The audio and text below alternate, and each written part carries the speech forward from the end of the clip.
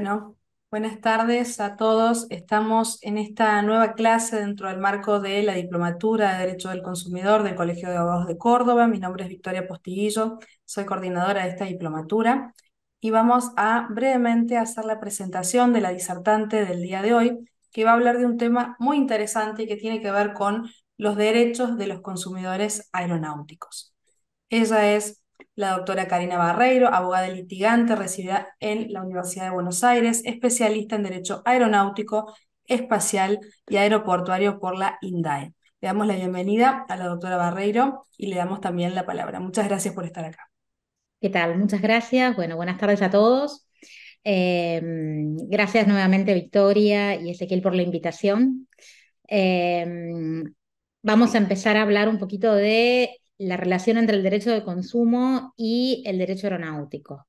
Esta licenciatura de defensa del consumidor, me imagino que no deberíamos explayarnos demasiado en explicar por qué un usuario del transporte aéreo reviste justamente el carácter de usuario en los términos de la Ley de Defensa del Consumidor y el Código Civil y Comercial de la Nación. Sin embargo, la realidad es que la doctrina aeronáutica pura sigue sin considerar la aplicación del derecho de consumo, así en general, independientemente de si se trata de la Ley de Defensa del Consumidor, el Código Civil y Comercial, o cualquier otra legislación protectoria de los derechos de los usuarios y consumidores.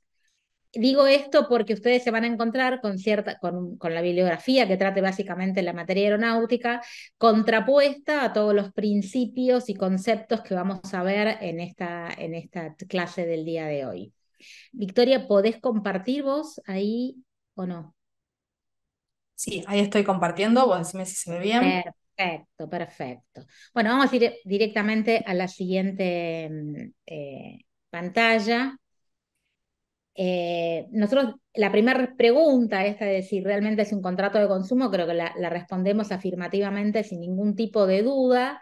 Y vamos a ver un poquito cómo es que se aplica, cómo hacemos aplicación de este derecho que no se deja de ser local, como lo es la Ley de Defensa del Consumidor y el Código Civil y Comercial, a un tema de transporte internacional, que, como ustedes saben, hay un tratado internacional de derecho aeronáutico, o al menos dos o tres que se aplican sin dudar en cuanto hablamos de transporte aéreo de pasajeros. Y bueno, en principio, si uno empieza con un análisis así como muy por arriba, ve esta contraposición de, bueno, sí, tenemos protección a los usuarios y consumidores, pero de jerarquía local, y tenemos al mismo tiempo una legislación aeronáutica que es nada menos que un tratado internacional. Tenemos dos tratados que tienen que ver con los pasajeros o el transporte aéreo de pasajeros, que es el de Varsovia y luego el de Montreal. Nosotros en realidad se siguen aplicando los dos porque el Tratado de Montreal, el más nuevo, de 1999, ratificado en Argentina, si no me equivoco, a partir del año 2008, se va a aplicar en todos aquellos casos donde el otro país de destino o de partida sea también un estado parte del Tratado de Montreal. Pero puede ocurrir que estemos ante un caso de un transporte aéreo internacional entre Argentina y otro país que no haya suscrito a Montreal, pero sí haya suscrito a Varsovia. Entonces, en ese caso, vamos a aplicar el Tratado de Varsovia.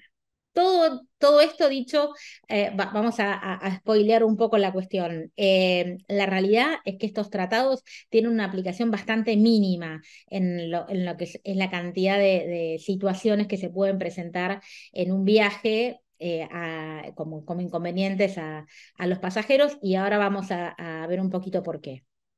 Seguimos, Victoria, con la siguiente. Por supuesto, las cuestiones que siempre tienen una enorme influencia en toda esta cuestión es esto de que tenemos una legislación aeronáutica específica, particular, que se relaciona directamente con los derechos de los pasajeros. En realidad, esta legislación aeronáutica específica, además de ser bastante antigua, es nada protectoria de los derechos de los pasajeros. Victoria, ¿podemos seguir adelantando el PowerPoint? Yo lamentablemente no lo puedo hacer desde acá. Victoria. ¿Sí? ¿Vos me escuchás bien? ¿Te parece que Perfecto. Yo te adelante escucho, más? yo te escucho perfecto. Está bien, sí, si podemos seguir adelantando, por Bueno, favor. vos me decís. Una más.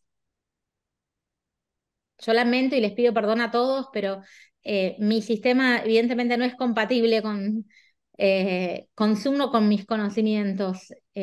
Uso Apple y se me complica cada vez que tengo que hacer este tipo de cosas. Yo no la veo la siguiente filmina, Ah, Victoria, ¿eh? bien, bien. Quedó Sí, yo trabada en la solamente. segunda. Exacto, ha quedado trabada. Dame un minuto que entonces Bueno, vamos. de todas maneras les voy contando un poquito. El gran tema acá es esta cuestión de la legislación específica e internacional. Hablamos de jerarquía de normas. Está bien, déjalo ahí, no importa, déjalo ahí. Bien, Eh, entonces, por un lado, no, te salteaste muchas. me Estás en vuelvo. 12. Te salteaste muchas. Sí, vamos a la tercera o cuarta. Perfecto. Eh, ahí. Bueno, esta cuestión de la legislación específica que fundamentalmente prevé la limitación de la responsabilidad y también la famosa autonomía del derecho aeronáutico. Esta autonomía del derecho aeronáutico es la que va a oponer siempre la doctrina aeronáutica para rechazar la aplicación del derecho de consumo. ¿Qué significa esta autonomía del derecho aeronáutico? Bueno, está plasmada en el artículo 2, si querés seguir adelantando a la siguiente filmina, en el artículo 2 del Código Aeronáutico. Ustedes saben que el Código Aeronáutico es del año 67, 1967. Tiene más de 50 años, 55, 56, y la realidad es que no tiene nada que ver con la protección de los usuarios. Piensen que el derecho del consumidor surge recién en Estados Unidos en la década del 60 y en Argentina llega en la década del 90, con lo cual este código aeronáutico era donde existía otro paradigma en el derecho que viraba más hacia la empresa. De hecho, el origen, creo que todos lo saben, pero por las dudas lo recuerdo, el origen de la limitación de la responsabilidad, allá por el Tratado de Varsovia, 1919 o 29, ya, 19, tiene que ver con el incentivo de la industria aeronáutica, una industria que era absolutamente riesgosa, que podía llevar a la quiebra y hacer que nadie a la quiebra un solo accidente, a la quiebra de la empresa, y que por lo tanto nadie iba a invertir en la industria aeronáutica. Por lo tanto, se decidió esta limitación de la responsabilidad, que ya quedó totalmente en desuso, porque pensemos que ese principio que la originó hoy es completamente opuesto. Hoy decimos que el transporte aéreo es el medio de transporte más seguro del mundo, con lo cual ya no tiene razón de ser la protección a la empresa en esta limitación de la responsabilidad, porque ya ese riesgo inherente al inicio de la aviación comercial ya hoy es absolutamente inexistente. Pero bueno, obviamente es de interés de la empresa tener este tipo de responsabilidad limitada y la autonomía del derecho aeronáutico, lo que sostiene, está plasmada, como decía, en el artículo 2 del Código Aeronáutico, sostiene que en el caso de no encontrarse regulada la situación en el Código Aeronáutico, se va a recurrir a los principios del derecho aeronáutico, a los usos y costumbres del derecho aeronáutico y en última instancia al derecho común. Cuestión que podemos discutir, que es derecho común. En principio, entiendo por aquella época, es lo que se llama el derecho civil, el derecho privado. Esta autonomía del derecho aeronáutico, lo que hoy se sigue sosteniendo y se sigue diciendo, de hecho se estudia en todas las universidades cuando se rinde la materia de derecho aeronáutico, y es como un principio sagrado por el cual choca el derecho del consumidor. Yo entiendo que esta autonomía del derecho aeronáutico vino a estar cercenada por el derecho del consumidor. Y de hecho siempre planteo el mismo caso y el mismo ejemplo para aquellos que discuten la aplicación del derecho del consumidor. En derecho aeronáutico, nadie, pero nadie de la doctrina aeronáutica, discute que en términos laborales, de la relación laboral, es aplicable la legislación laboral y no la aeronáutica. En este caso, el derecho del consumidor pasa exactamente lo mismo. En aquel caso, el derecho laboral, hay una relación laboral y una legislación que protege al débil contractual. En el caso del derecho del consumo, hay, en lugar de una relación laboral, una relación de consumo y una legislación que protege al débil contractual. Sin embargo, la doctrina aeronáutica acepta la legislación laboral, pero no acepta la legislación de defensa del consumidor en su gran mayoría. Esta autonomía del derecho aeronáutico, como decía, es lo que siempre se opone como cortapisa a la aplicación del derecho del consumidor, más allá de que la jurisprudencia paso a paso va desterrando esa teoría y esa doctrina sigue estando básicamente como doctrina, pero no tiene, desde mi punto de vista, al menos en lo que veo en el ejercicio práctico de la abogacía en temas de consumidores del transporte aéreo, de usuarios del transporte aéreo, no tiene recepción ya en la jurisprudencia. La jurisprudencia va ampliando cada vez más la aplicación de la Ley de Defensa del Consumidor y el Código Civil y Comercial a los temas de derecho aeronáutico, más allá de que en algunas cuestiones por desconocimiento se siguen cometiendo algunos errores. Bien, entonces, en la relación de consumo va a primar, por el conocimiento que ustedes ya saben, ya tienen del derecho de consumo, va a primar siempre la aplicación de la Ley de Defensa del Consumidor en la medida que existe una relación de consumo. Ahora, ¿cómo juega esto con el artículo 3? Perdón, el artículo 63 de la Ley de Defensa del Consumidor. Ustedes piensen que para refutar cualquier idea de que no se aplica la Ley de Defensa del Consumidor, el usuario de transporte aéreo encaja en la definición de consumidor, el pasajero encaja en la definición de consumidor de la 24240 y del código, y el contrato de transporte aéreo encaja perfecto en la definición del artículo 1093 del Código Civil y Comercial que define al contrato de consumo. Entonces, para resumir, el contrato de transporte aéreo de pasajeros definitivamente es un contrato de consumo y como tal se le deben aplicar toda la normativa de defensa del consumidor. Esto con algunas poquitas excepciones. Seguimos pasando las diapositivas, por favor, Victoria. Paso una Decía, más. sí, por favor, una más. Decía, con algunas poquitas excepciones. Primero, respecto a la Ley de Defensa del Consumidor, está el artículo 63, que dice que en los casos de transporte aéreo se va a aplicar primero el Código Aeronáutico, los tratados internacionales y supletoriamente la Ley de Defensa del Consumidor. Ahora vemos cómo juega esa aplicación que es supletoria. En cambio, en el Código Civil y Comercial, lo que se establece es la aplicación directa, entendemos, de las normas del Código Civil y Comercial, excepto lo que esté dispuesto en leyes especiales. Lo cierto es que estas leyes especiales que van a ser, en definitiva, el Código Aeronáutico y el Tratado Internacional de Montreal o de Varsovia, poco dicen sobre los derechos de los pasajeros. ¿Por qué? Por esto que vimos antes, eran normas dictadas en una época donde el derecho del consumidor no existía, no es que era joven, no existía, y donde se tenía en mira siempre proteger a la empresa, no al débil contractual, el usuario, el pasajero. Entonces, estas excepciones, ahora las vamos a ver, pero es algo muy sencillo. ¿Qué es lo que tenemos que hacer nosotros? Tenemos que ver qué dicen estas leyes especiales, este código aeronáutico y estos tratados internacionales respecto a los derechos de los pasajeros aéreos.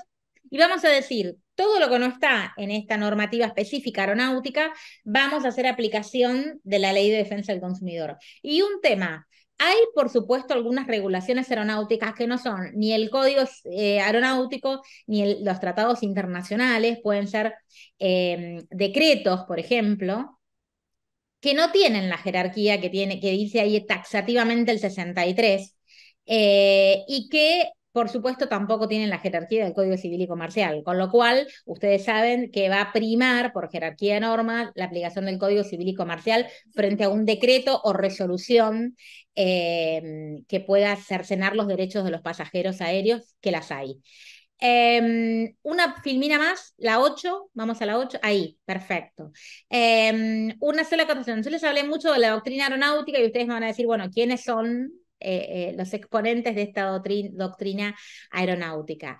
Yo podría mencionarles, así como a grandes rasgos, al doctor Folchi, a la doctora Capaldo, y la doctora Capaldo justamente cuando salió el Código Civil y Comercial hizo un análisis de la injerencia respecto de la legislación aeronáutica y ella concluyó, desde mi punto de vista equivocadamente, que no afectaba a la aplicación, o sea que la aplicación del código en este punto era inaplicable, perdón haberme expresado mal, que el código en este punto era inaplicable en relación a los contratos de transporte aéreo de pasajeros. Y ella lo que dice es que, bueno, al margen del 1281, donde habla de las leyes especiales, dice que no está legislado el contrato de pasajeros en el código, que se ocupa de legislar 31 tipos de contratos y que sin embargo no está como contrato de consumo. Y la realidad es que ese es un error de concepto de cómo está redactado el Código Civil y Comercial en este punto de contratos de consumo, porque lo que dice el código lo dice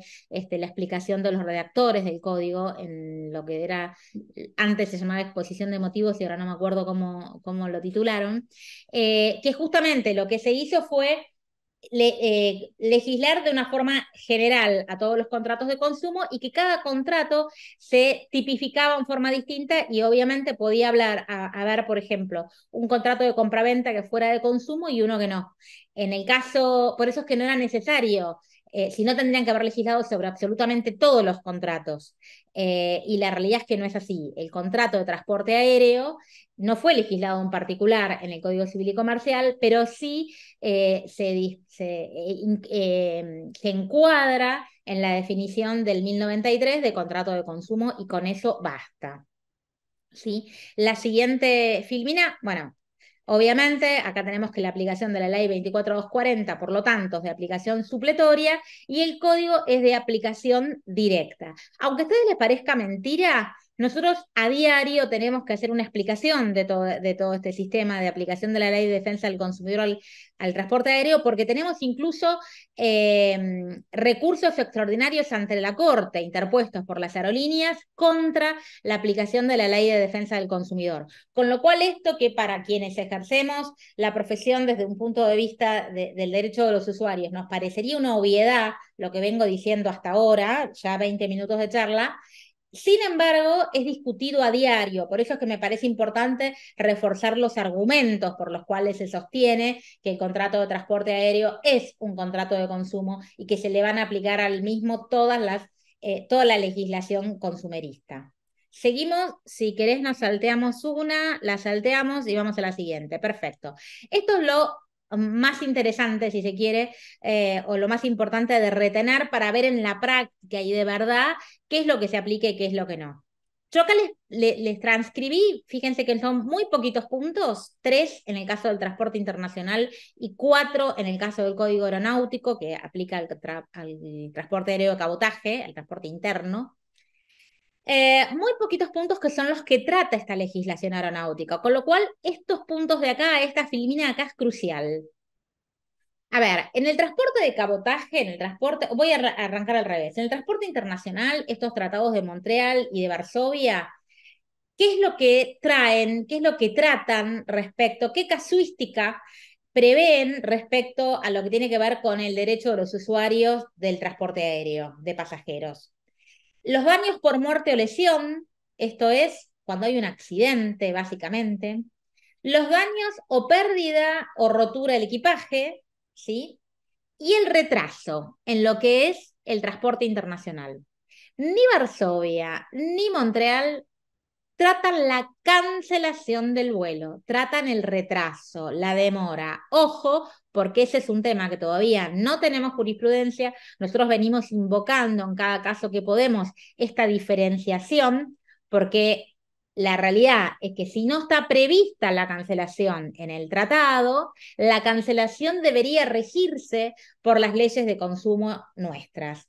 Y lo cierto es que si ustedes analizan así muy por arriba, sin necesidad incluso de datos estadísticos, nosotros los tenemos y si quieren se los compartimos, pero por datos estadísticos así a sentido común nomás, ustedes se darán cuenta que la mayor cantidad de inconvenientes que se plantean en el transporte aéreo de pasajeros tienen que ver con la cancelación de los vuelos o el retraso de los vuelos, ¿sí? Ese es el principal motivo. Después está el equipaje.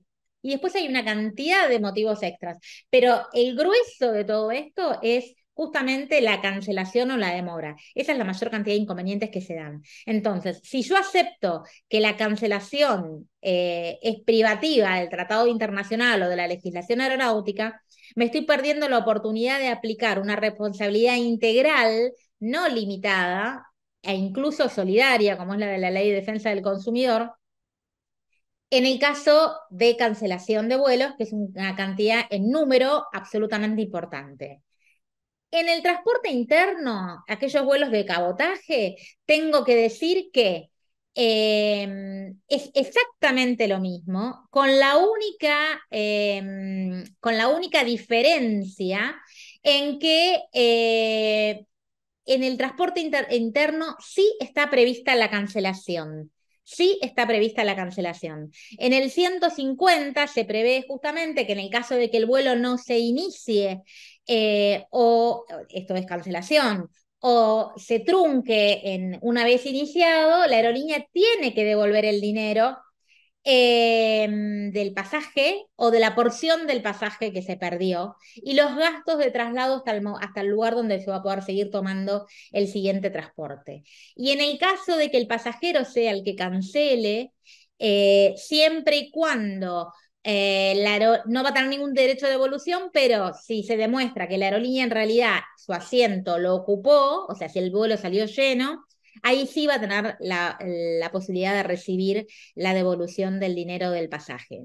Entonces, estas cuestiones de esta filmina que estamos viendo ahora en la pantalla son las únicas que están tratadas en la legislación aeronáutica.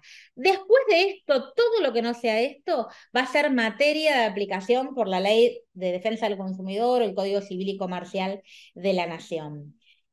Y hay mucha más, y la casuística va abundando cada vez más y se van creando nuevas situaciones. Nosotros hasta hace poco no teníamos la del COVID, por ejemplo, todo este tema de cancelación por fuerza mayor, bueno, todo muy, fíjense que es cancelación. Nosotros ahí invocamos, por ejemplo, que en el transporte internacional no está prevista la cancelación y consecuencia era de aplicación la ley de defensa del consumidor, por ejemplo. Ahora vamos a ver, teniendo en cuenta que estas cuestiones nada más son las que están tratadas en la legislación aeronáutica, cuáles podrían ser todas aquellas que sí están tratadas en la Ley de Defensa del Consumidor o no están tratadas, pero podría ser aplicable la Ley de Defensa del Consumidor o el Código Civil y Comercial. Seguimos a la siguiente filmina, por favor. Ahí está. Bien, algunas de estas cuestiones, digo algunas porque, como mencioné hace unos minutos, se sigue agregando una casuística. Encontramos el tema del overbooking. El overbooking, acuérdense que no es lo mismo que una cancelación. El overbooking, el vuelo salió, solo que a mí no me dejaron embarcar. Es una denegación de embarque. La denegación de embarque, cuando a uno no lo dejan subir al avión, puede ocurrir por distintos motivos. Uno es el overbooking, esta sobreventa que hizo la aerolínea, y otro, en muchos casos, es la falta de documentación, ¿sí? El no cumplir el pasajero con la documentación exigida para el lugar de destino para poder volar. El deber de información, hay una cantidad de cuestiones inconvenientes que se producen porque en realidad la aerolínea no informó debidamente. Por ejemplo, no informó debidamente las penalidades por cancelación. No me dijeron que yo tenía una cancelación X, yo pensé que cancelar era gratis y que podía cancelar el pasaje, modificar la fecha, etc. La prohibición de diferencia de precios por nacionalidad, eso que ha ocurrido bastante, no sé ahora cómo estamos, pero mucho tiempo sostuvimos esta diferencia, creo que Aerolíneas la sigue manteniendo en algunos casos, esta cuestión de cobrar una tarifa diferente a los extranjeros y otra a los nacionales. Todo lo que tiene que ver con la publicidad es de aplicación de la Ley de Defensa del Consumidor, del Código Civil y Comercial. La prohibición de cláusulas abusivas, todas estas cláusulas abusivas que son nulas, ustedes saben, por la legislación consumerista, y La contratación electrónica, todo lo que tiene que ver con la contratación que se hace electrónicamente, que hoy por hoy en el tema de aerolíneas es básica, porque todo se hace por ahí. Así que eso ahora lo vamos a ver un poquitito más en detalle. El derecho al arrepentimiento, que tiene que ver con la posibilidad de dar de baja la contratación, arrepintiéndose dentro de un plazo establecido, como ustedes saben que lo mantiene el ámbito consumerista. Eh, y el daño punitivo tiene un tema, ahora lo vamos a ver un poquito más en detalle.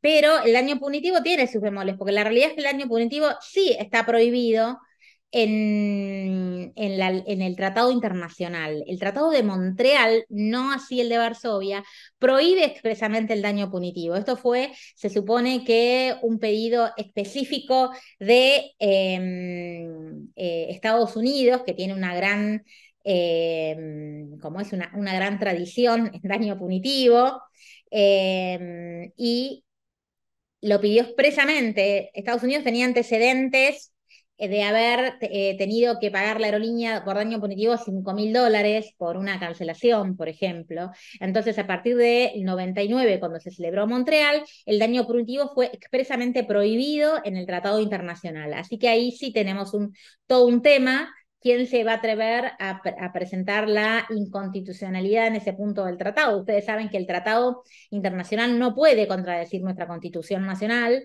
Nuestra Constitución es muy fuerte en el artículo 42 cuando se refiere al derecho de los usuarios y consumidores.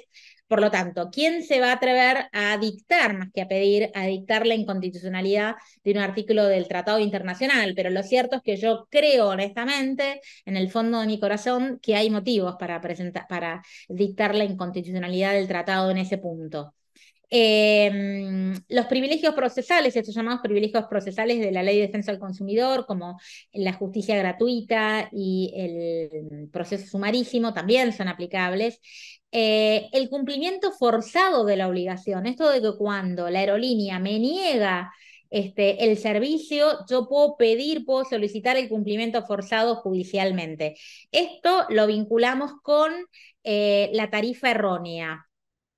¿Me escuchan? Ay, ay. ¿Se escucha bien? Sí, se escucha bien.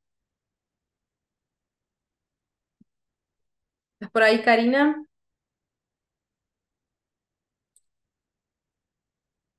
A ver.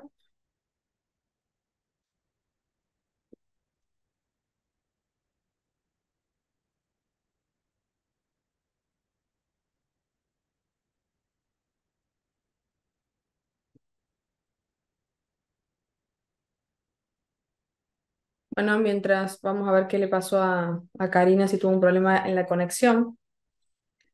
Aprovecho entonces este momento mientras la esperamos a la doctora para, me están enviando muchos mensajes mientras es la clase, entonces no los puedo contestar a todos durante la clase, preguntándome por el tema de las asistencias.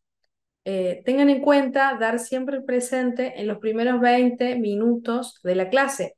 Es la forma de tomar asistencia de la manera más práctica y organizada. Tengan en cuenta eso, por favor, para las próximas clases. Ya lo venimos diciendo en el grupo de la diplomatura. De cualquier manera, lo recuerdo ahora. A ver.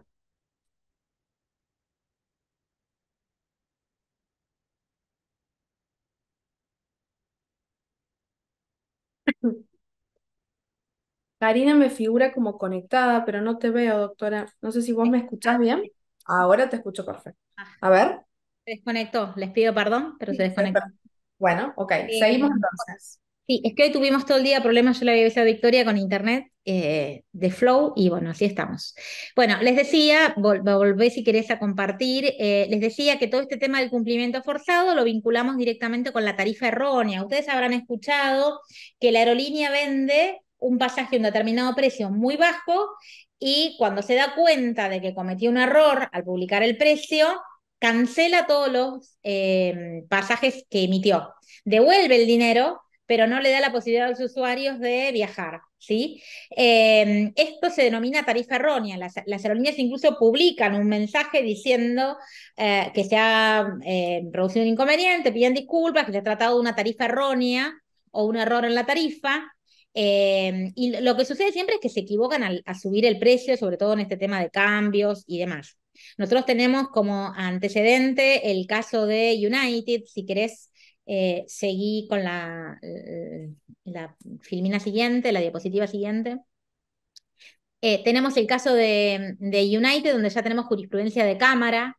Y bueno, ahí lo que sucedió es que yo no sé si todos recuerdan, pero había habido una oferta para viajar desde Santiago de Chile a Sydney, en en, ah, bueno, a Sydney, Australia.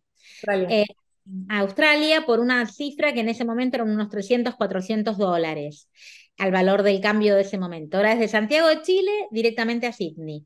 Lo que sucedió es que hubo una avalancha de compradores tanto en Chile como en Argentina.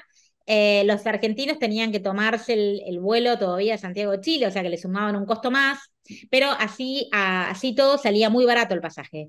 Se supone que se vendieron alrededor de unos 30.000 pasajes. United al día siguiente canceló todos esos pasajes, aludió que era una tarifa errónea. Muchos de esos habían sido vendidos incluso a través de agencias de viaje y reconoció en la contestación de demanda que se había tratado de un error del encargado de tarifas, del analista de tarifas o algo así, se llama el puesto, que al tratar de hacer de tratar de equiparar la tarifa a la competencia, que era Qantas, para hacerla más competitiva, cuando puso el precio, se equivocó en la conversión y entonces quedó un precio ridículamente barato. El primer caso que tuvimos, ya llevamos unos cuantos, el primer caso que tuvimos, en primera instancia lo perdimos, el juez consideró que, entre otras cosas, que quien averiguaba para hacer un viaje tan largo y demás, sabía de los costos y demás. Lo cierto es que todo esto se resolvió, por un lado, obviamente por la aplicación de la Ley de Defensa del Consumidor, que es el artículo 10 bis. ¿Podés poner la diapositiva siguiente, Victoria? Bien. ¿TC? Yo al menos no la estoy viendo. Ahí está. El artículo 10 bis, que es defensa del consumidor, ley de defensa del consumidor propiamente dicha. Y por supuesto también se resolvió por el error previsto en el Código Civil. Ustedes recuerden que el Código Civil establece que el error, antes decía que debía ser reconocible, ¿sí? Lo cierto es que el consumidor, el usuario en este caso, para que le sea oponible el error de la empresa, tiene que haber conocido que se trataba de un error. Y el usuario del transporte aéreo es imposible que sepa, por ejemplo, que se equivocó el analista de tarifas de United. Ve un precio en la pantalla y puede suponer mil cosas. Nosotros dijimos en la apelación que, por ejemplo, en ese momento en Argentina, el entonces ministro de Transporte decía que se podía viajar por $1 en las low cost. Entonces, puede haber un montón de razones. De la misma manera que United trató de equiparar el precio de la competencia, podría haber tratado de generar una promoción para ganar esa ruta si no la conocía nadie, no sé, un montón de cosas. Incluso hay algunos casos en el Caribe, por ejemplo, donde hay alianzas entre el gobierno y una determinada aerolínea, donde el gobierno de ese país pretende promover un destino donde subsidia el costo de los pasajes para que haya una mayor afluencia de turismo y el destino empiece a hacerse conocido. Hay un montón de cuestiones. La verdad es que el usuario no tiene por qué saber por qué razón la aerolínea puso un precio más bajo. Suponer que el usuario sabía que se equivocó es obviamente ir en contra de la prueba, porque United es el que en tal caso debía haber demostrado que el usuario conocía el error y el usuario no lo conocía. Nos enteramos del error con la contestación de la demanda de United, donde explicó el error del analista de tarifas. Así que ese es un caso novedoso, por ejemplo, de aplicación de la Ley de Defensa del Consumidor, ya fuera por parte de la legislación aeronáutica. Acuérdense que en este caso, además, había todo un tema de competencia porque el vuelo era no desde Buenos Aires, no desde Argentina hacia Australia, era desde Santiago de Chile hacia Australia.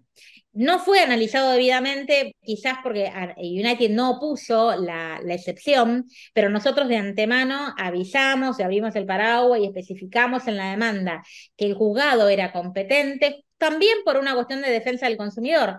Dijimos que el artículo 2655 del Código Civil y Comercial habilitaba la ley aplicable y el 2654 la jurisdicción, porque el usuario, el consumidor, había hecho actos para contratar desde su domicilio, ¿sí? Porque esto era contratación electrónica. Entonces, desde el living de su casa había contratado los pasajes, había pagado con una tarjeta argentina, bueno, un montón de cuestiones que demostraban que se habían cumplido actos en el domicilio, en el lugar del domicilio del usuario.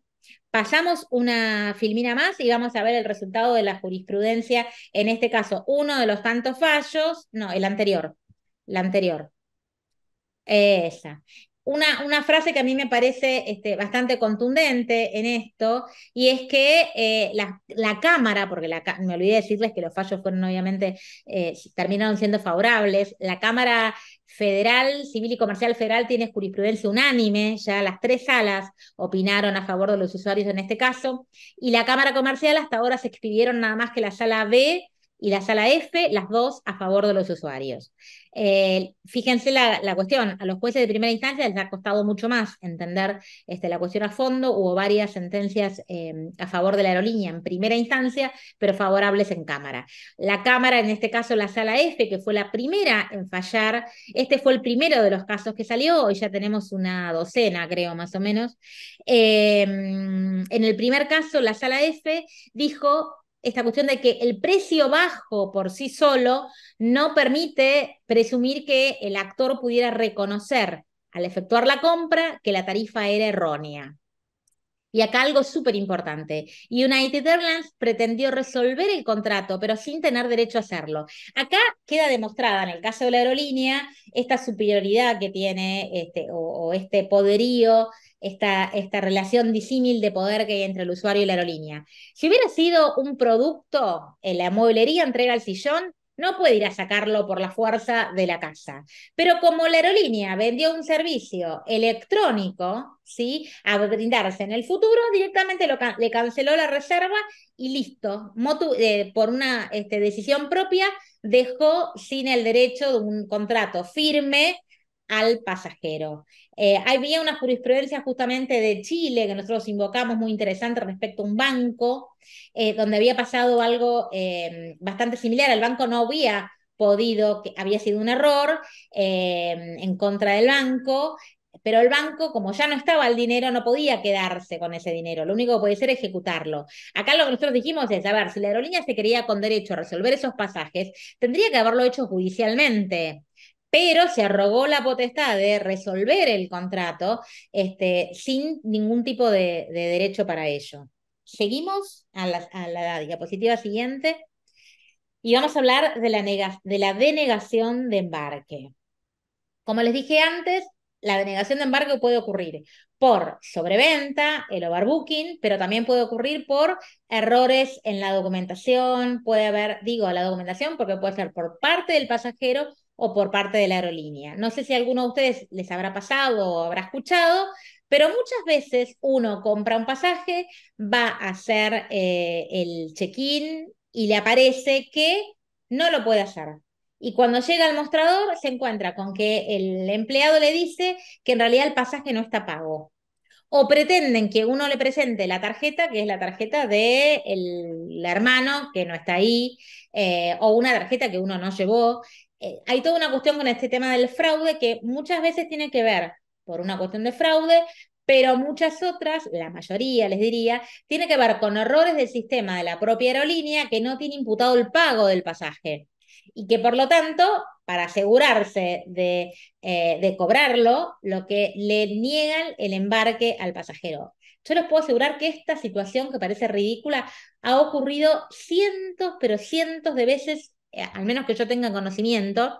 Es bastante común que un pasajero se encuentre sin poder viajar en el momento o teniendo que buscar una solución onerosa, que es volver a pagar el pasaje en el mostrador para poder viajar. Le ha pasado a gente que ha tenido que viajar en primera, pagando un pasaje de primera porque no le quedaba otra que viajar y la aerolínea le denegaba el embarque porque decía que el pasaje no estaba pago. La denegación de embarque, si seguimos a la diapositiva siguiente, la encuadramos también en la aplicación de la Ley de Defensa del Consumidor. Lo que decimos es que se está violando el artículo 19 de la Ley de 24240 porque dice que quienes presten servicio, el 19 dice que quienes presten servicio están obligados a respetar los términos, plazos, modalidades, reserva, bla, bla. O sea, que hay una violación del contrato, ¿sí? Porque no se está cumpliendo el contrato, un incumplimiento del contrato que está previsto justamente en el artículo 19 de la 24240, por el cual la aerolínea va a ser responsable. Seguimos con la diapositiva siguiente.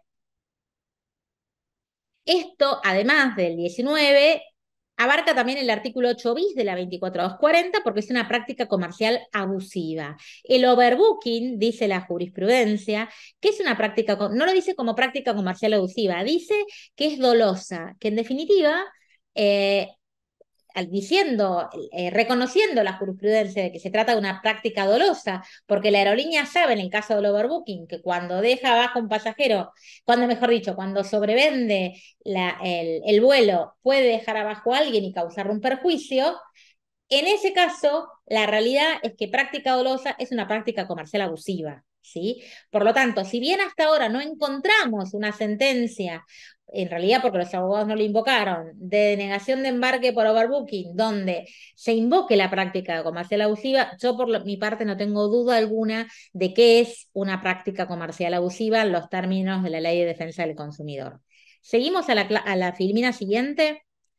Cláusulas abusivas. Una de las cláusulas abusivas, puede haber un montón, pero una de las cláusulas abusivas que podemos mencionar es la famosa cláusula no-show. ¿Qué significa esta cláusula no-show?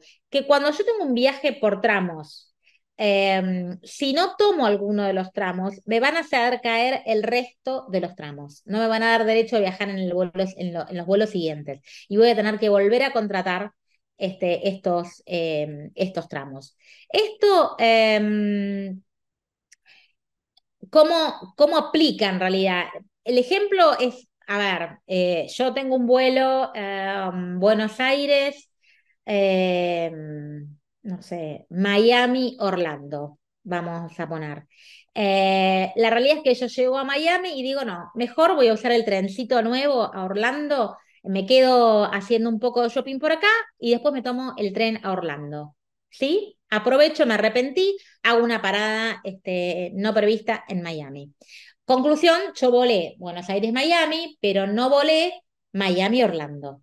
A la vuelta, cuando quiera volver de Orlando a Buenos Aires o de Miami a Buenos Aires, me van a negar el embarque y me van a decir que se me aplicó la cláusula no-show, que está en el caso nuestro previsto en la resolución 1532 del 98.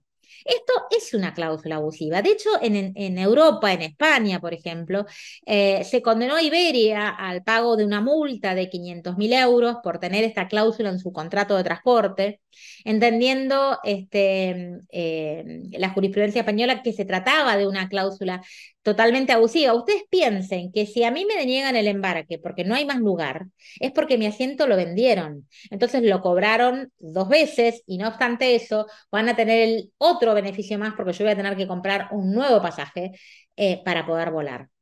Entonces, sí es una cláusula netamente abusiva y al respecto, seguimos con la filmina siguiente.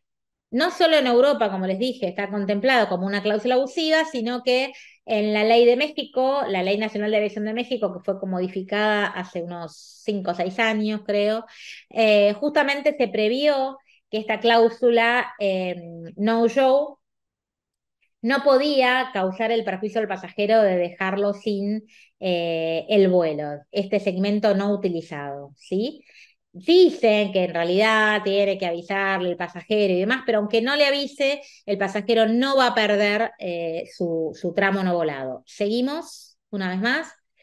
tiene que ver con el derecho a la información, esta diapositiva. Yo acá les menciono algunos fallos que los pueden buscar en la página web que les voy a pasar al final donde está mi firma. El derecho a la información es bastante clave en esto. Les mencioné antes el tema de las penalidades por cancelación, por ejemplo. El fallo López de la Corte de Tucumán es muy, muy interesante para ver. Si bien es un viaje, si bien es un fallo viejito, es muy interesante para ver, no tiene desperdicio. Seguimos con una más. Hablamos del daño punitivo. Una más. El daño punitivo, como les dije, tiene como cortapisa el Tratado de Montreal. Y acá es un fallo, este fallo que yo les invoqué, es bastante particular y para mí se desperdició una oportunidad de haber aplicado el daño punitivo. A ver, el daño punitivo en temas contra aerolíneas se ha aplicado en la jurisprudencia, pero en todo lo que tiene que ver con la publicidad, la información, no se aplicó respecto a incumplimiento de contrato. Eh, Acá, este caso que yo les menciono acá, que hay un fallo de cámara, la realidad es que el fallo de primera instancia había hecho lugar al fallo, al daño punitivo, y luego la Cámara lo revocó invocando Montreal. Lamentablemente, lo que se olvidó la Cámara es que en el momento en que había ocurrido esto, todavía no estaba en vigencia el Tratado de Montreal. Eso es una picardía. Pero bueno, no estaba en vigencia para nuestro país. Seguimos. Bueno, acá les dejo en las filminas jurisprudencia de fallo punitivo, que como les decía, tiene que ver más que nada con la publicidad o los accesorios al transporte aéreo, no por cancelación, no por un incumplimiento del contrato. Seguimos una más, así ya vamos terminando. El contrato electrónico de pasajeros, una más, como les dije, ustedes saben que está legislado por la ley, por la legislación consumerista, entonces van a aplicar todas esas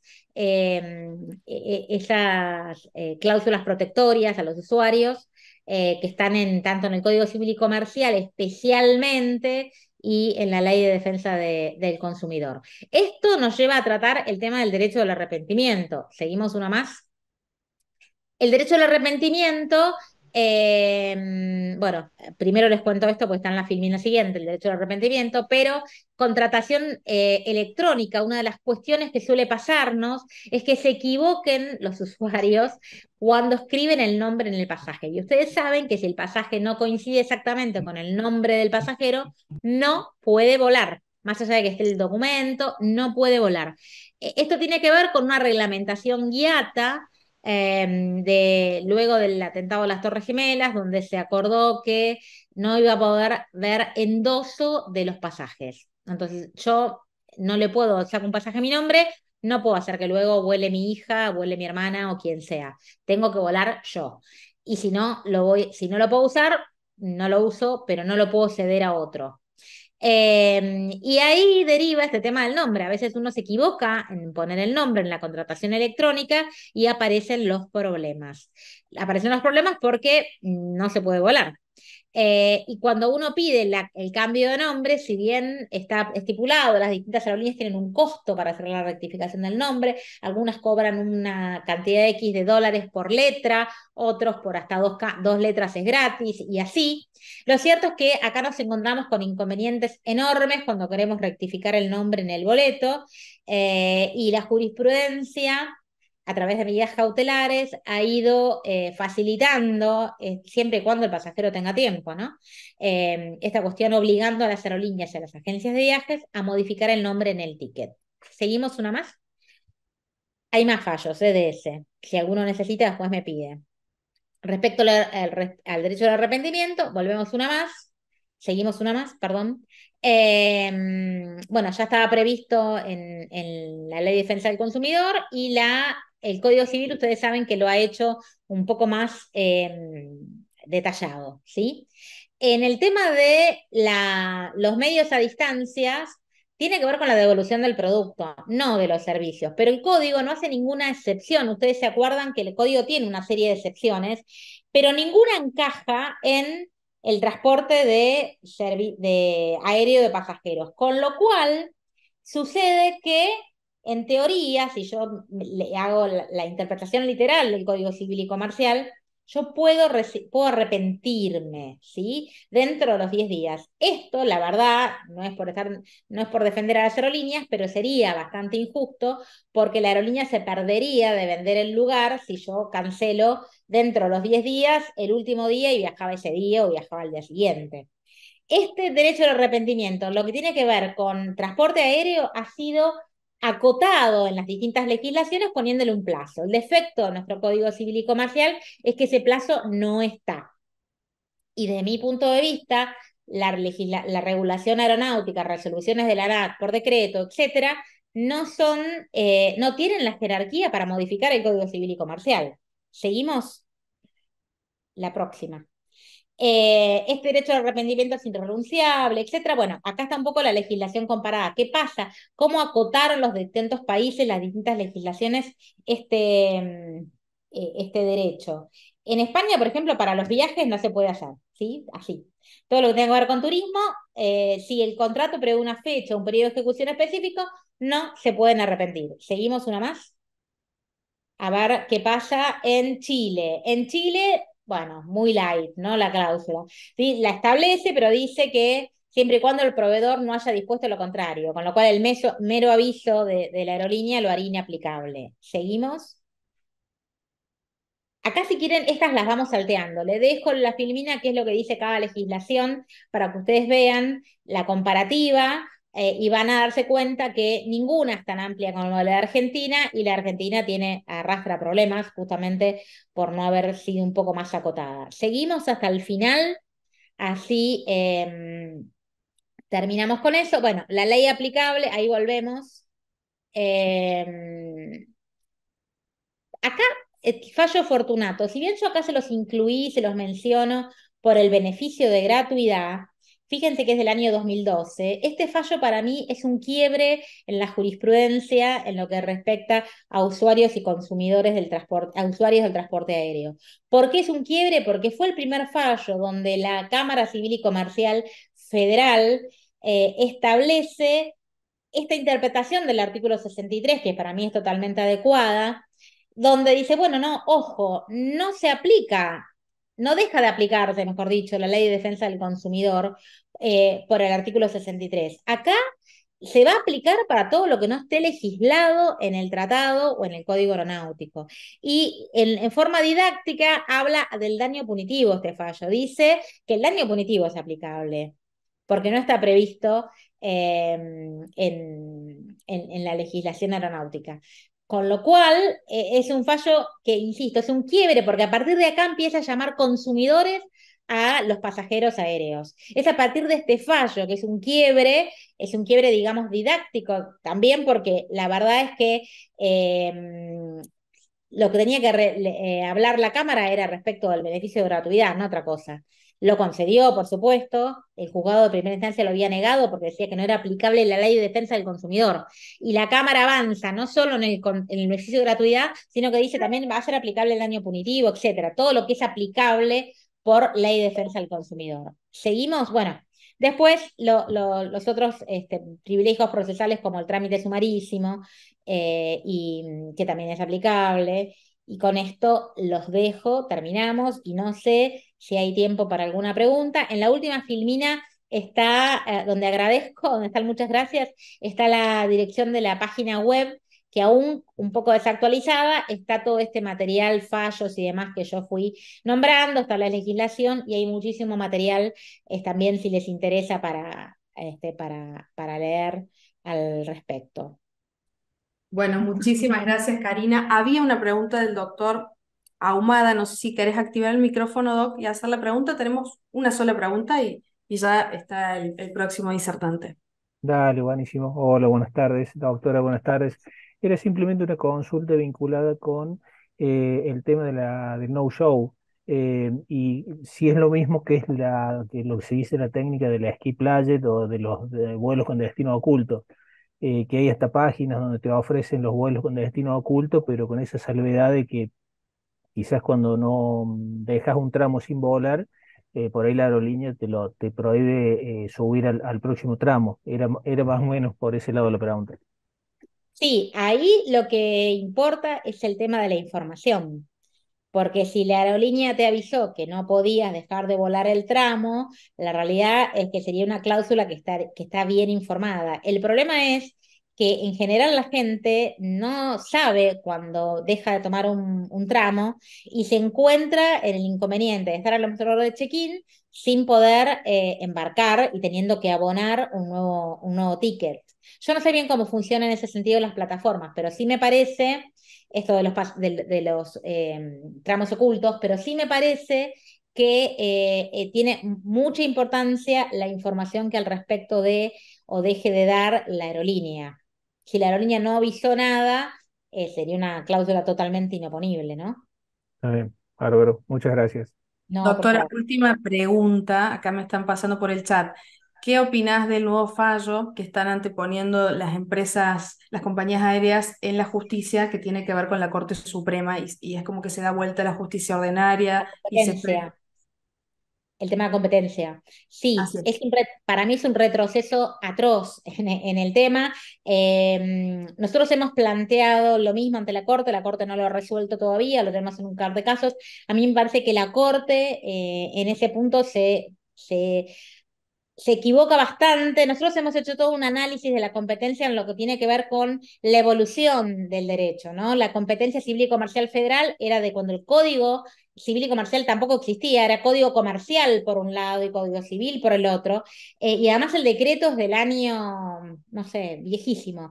Ni me acuerdo, es un decreto que lo tenemos ahí. Yo después, si quieren, les paso. De hecho, en la web hay un artículo donde hablamos de la competencia en temas de agencias de viaje, pero que también hablamos de una partecita de la aerolínea. Insisto, para mí es un retroceso, hay motivos para dejar la competencia comercial en el ámbito de la ciudad, de la capital federal. De hecho, nosotros habíamos logrado que todas las salas de la Cámara Comercial fallaran a favor de la competencia comercial. Y el año pasado, en el interín, salió este fallo de la Corte que nos volvió para atrás y fue un retroceso enorme, porque ahora algunas salas, no todas, algunas mantienen el criterio y dicen que independientemente de lo que dice la Corte, su criterio es este. Pero hay otras que dicen, bueno, atento a lo que dijo la Corte, volvemos sobre nuestros pasos y salas que habían tenido la jurisprudencia favorable a la competencia volvieron para atrás. Una lástima. Igual no la considero una batalla perdida, seguiremos batallando hasta que el criterio de la Corte en ese sentido también cambie.